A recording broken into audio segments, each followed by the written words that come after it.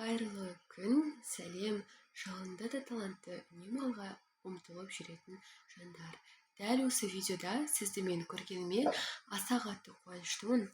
Және де бүгін мен айтқым келіп тұрғаны білесіздер. Мен шамамен 10 күнде ютубтан жоқ болып кеттім, бірақ оның да өзінің себептері бар. Және де бүгін сіз өте жақсы демалып алдыңыз деген ойдамын. Осығанға дейінгі уақыттардың барлығында демалып үлгерсеңіз, енді бізде күн сайын сабақтар шығып отырады. Барлығына сондай жауапкершілікпен қарап, әрбір күннің жазуларын, сабақтарын өзіңізге жазып түсініп алуыңызды сұраймын. Жазыңызды құр босқа өткізіп алмаңыз. Және де бүгінгі біздің сабағымызда біз pronouns деген сабақты өтеміз. Және де алдымен өзіңізге дәптер бастап, сабақты міндетті түрде дауыспен тыңдасаңыз өте жақсы болар еді. Алдымен pronouns дегеніміз не? Яғни бұл есімдіктер. Есімдіктер дегеніміз ол дәл біздің қазақ тілдегідей тұлғаға, адамға, затқа, заттың сынына және санына үстеуге сілтеме жасап, яғни олардың орындарын, олардың қасиеттерін ауыстырып, бірақ оларды атамай басқаша сөздермен, есім сөздермен алмастыратын сөз табы.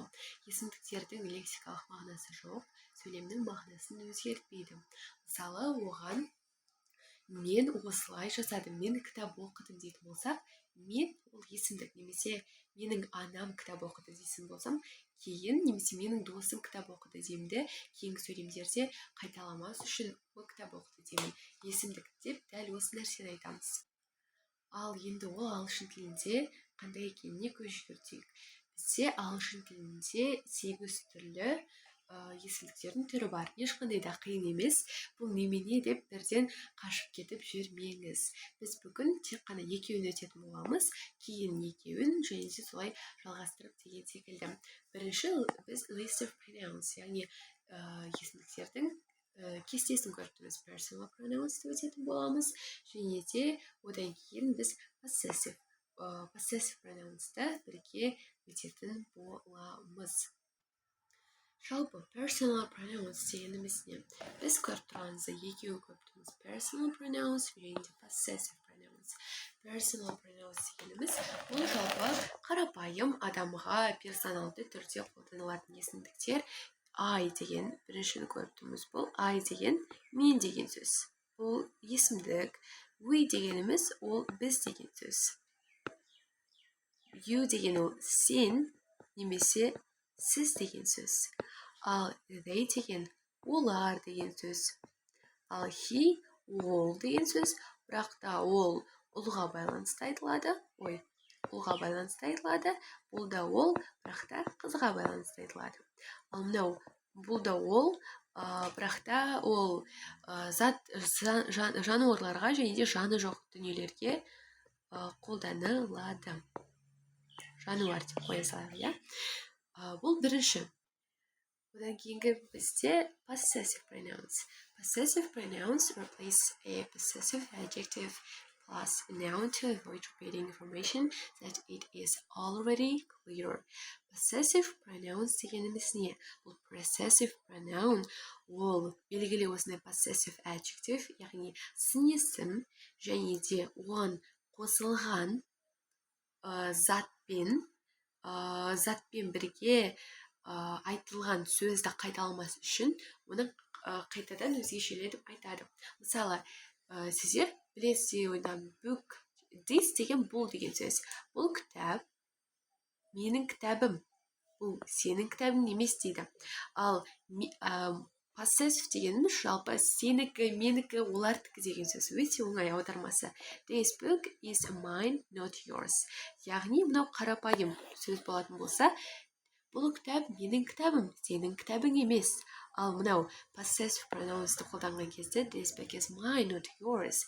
Бұл кітап менікі, сенікі емес. Түсінікті ғой, мысалға, бізде possessive adjective деген бар, және де possessive pronoun деген бар. Adjective'тердің түрінде біз алдында өтетін боламыз. Яғни, my shirt is green. This shirt is mine. Яғни, mine менікі. Қараңыздар. Your деген ол сенің деген сөз. Possessive adjective. Бұл жерде ол менің дегенді білдіреді. Менің. мынау сенің, your, оның, біздің, our, сіздің,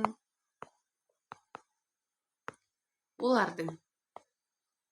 Ал енді мыналардікінде мынаны қолданған кезде mine, ол менікі, мынау футболка менікі дейді.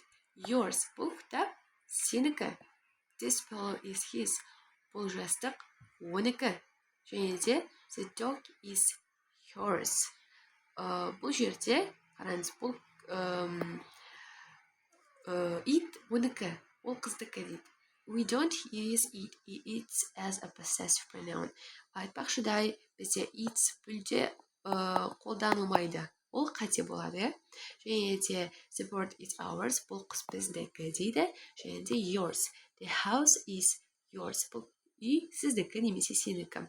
Theirs, the car is theirs. Бұл көлік олардікі дейді. Міне, бізде осындай өте оңай естіледі, және де айтып тұрғандай, да, бұлай айту, ол кішкене ресмилеу естілсе, бұлай айту кішкене натуралды түрде күнделікті өмірге жақын естіледі. Осы кестеге қатты назар аударып алыңыздар. Осы жерде бізде мен, сен, біз деген секілді кете беретін болса, мына жерде тәуелді түрінде ол менікі, біздікі, сенікі, сіздер, олардікі, оныкі болатын болса, мынау тәуелсіз түрі. Керісінше мұнда менікі, мыналар менікі, мынау менің. Керек болса, егерде мен скриншот жасап алсаңыздар болады. Мен. Осындай personal pronouns, possessive pronouns. Жалпы тақырып осындай. Тақырыпты бекіту үшін описаниедегі сілтемедегі тапсырманы орындап өтіңіз. Және де бұндай сабақтар жалғасқанын қаласаңыз, бізге тіркеліп, пікіріңізді жазып, лайк басып, басқалармен де осындай тегін, бірақ өте құнды сабақтың бар екенін бөлісіп қойыңыз. Әйтпесе, алдындағыдай шыққым келмей қалып жүрер. Себебі осындай біздің кері байланыстарыңыздан ғана шабыт ала аламыз. Және де болашақта бізде beginner, elementary, pre-intermediate барлық деңгейлер бойынша тегін курстар шығатын болады. Сұрақтарыңыз болса, жауап беруге дайынмын. Және де соңына дейін жеткеніңіз үшін сіз жарайсыз. Олай болса, келесі жүздескенше.